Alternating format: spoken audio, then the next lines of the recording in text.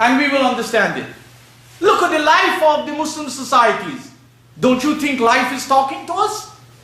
Look at the life of Muslim families and Muslim communities. Look at the life of Muslim masjids and organizations and institutions. Look at the life of Muslim countries.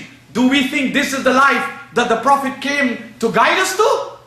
It's an insult to think we are people who are following the Prophet and this is our results. I've said this time and again. It's only a fool, really fool, who expects better and lofty results by doing the same thing night and day. I ask Muslims to question their lives. And I question what Muslims do. I look at the wealth that Muslims spend. And when I speak like this, somebody gets crazy and he thinks that I'm telling don't do this. Oh no, I am questioning what you're doing. And I'm questioning the resources you waste. Because you have misunderstood the whole purpose and meaning of what this Islam is all about. And if you want to see an example where Muslims waste their money, because the words are retained, but the substance is missing, look at Hajj. More than $25 billion every year goes down the line. Who benefits? The Saudis. Number one. After them, who benefits?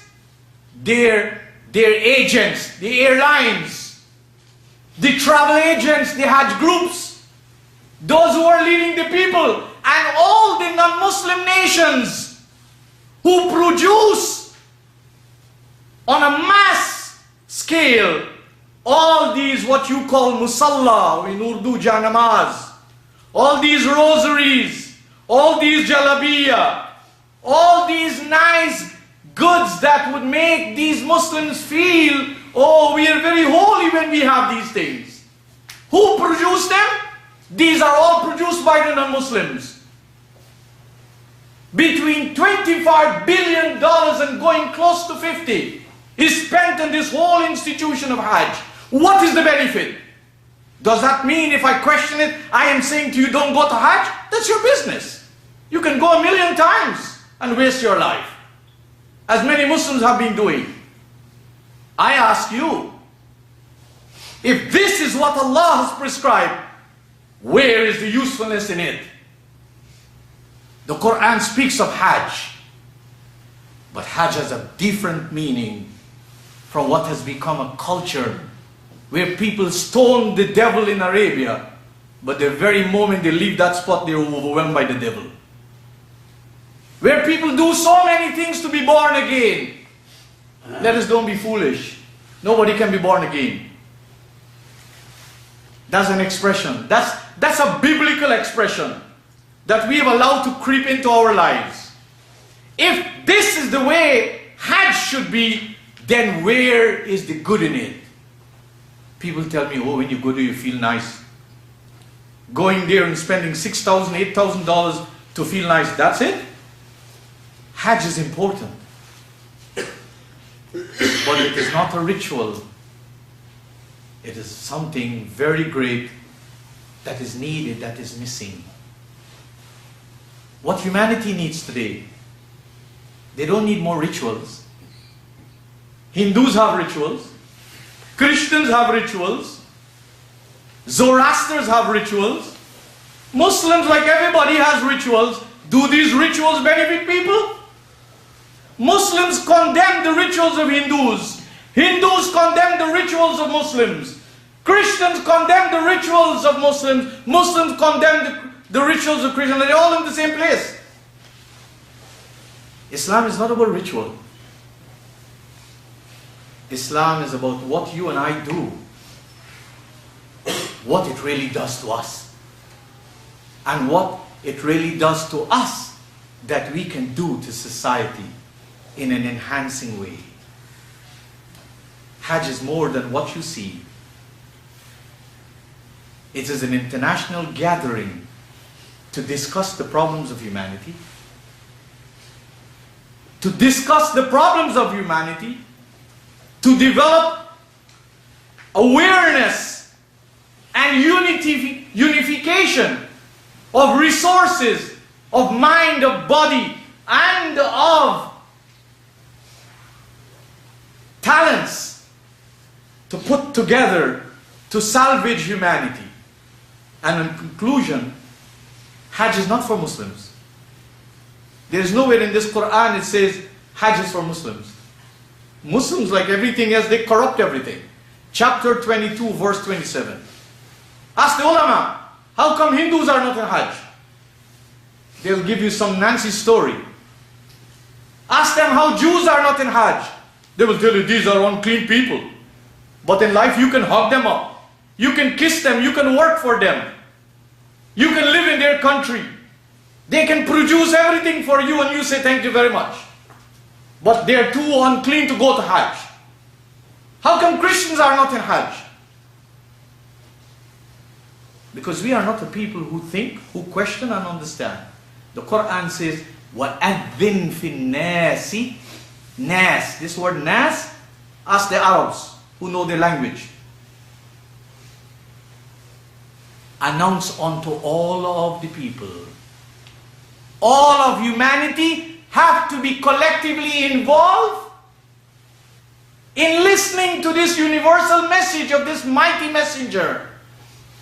Muslims are not better than anybody, that they have 3 ears and everybody has 2, or they have 4 eyes and everybody has 2, so they are specially superior. So my brothers and sisters, in conclusion, you question it if you think you should, or you and I can continue to be animals who are led to the slaughter every day in their lives, whose prayers don't make any difference,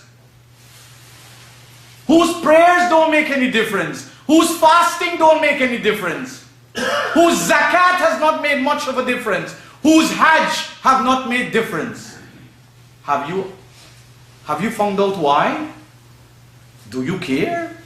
Do we care? We should care. You know why?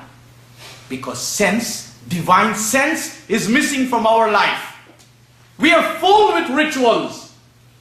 Divine sense is missing. Practicality is missing. Evidence and proof that we are standing on solid grounds is missing. And God is all about that. In conclusion, chapter 16, verse 60. وَلِلَّهِ الْمَثَلُ الْأَعْلَى. Everything about Allah is positive, is enhancing, is lofty. Allah has no relationship with backwardness, with stagnation, with injustices, with ignorance, with hopelessness. This is not with Allah. This is with Muslims. Have you ever found out why? Muslims are one of the most backward people on the planet. Have you found out why? Or is it somebody is the cause for them to be backward? Somebody is the cause for them to be stupid. Somebody is the cause for them to be so unjust to themselves and their fellow human beings. Because we don't follow the guidance of Allah that is based on sense. The world is based on sense. Economics, politics, sociology, psychology, any of the ologies that you and I study in life, sense and critical thinking is essential to understand it and to live by it. We live a different thing that is called religion. Most of it has no sense, the way we understand it. In the text of the Qur'an, it is full of sense, natural sense, and supra sense. I hope you and I one day will really be touched by these challenging concepts, that you will get down and do the necessary and re-examine what we do, and if we should continue to do it like that. Is this the Qur'anic way? Is this the way that's going to take us out of this mess? Or we want God to take us out as we always do. Oh God bless us, oh God do this, oh God do that.